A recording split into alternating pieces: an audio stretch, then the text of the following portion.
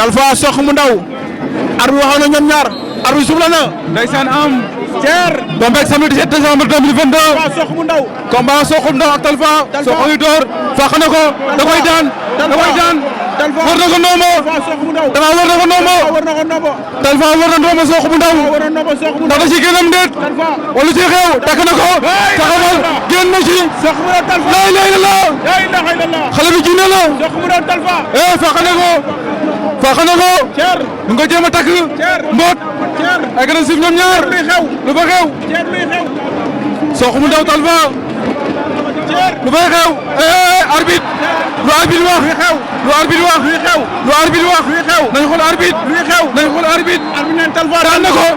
Talfa daan na ko ar bi neen Talfa daan na Sokh mu ndaw waxoon nga ma ko ar bi neen Talfa daan na Sokh mu ndaw waxoon nga ma ko makan ar bi neen Talfa daan na Sokh mu ndaw waxoon naa la ko am oh Thier nee naa Sokh bu ndaw bi ma gis mais tamit na dawlu mi ngi sangu mais mi ngi weex mais ndaanaan la te bëgguma ko ci mbër bu ndaw am mais ndaanaan la Thier ndeysaan Sokh mu ndaw waaye bëri na bëri bi lu mu génn si Talfa xoolal Talfa li mu indi ci mbooloo ndaanaan la xoolal li mu indi ci mbooloo moom la ilaha illallah daan na ko jël bu rëy daa bi fëgg na Talfa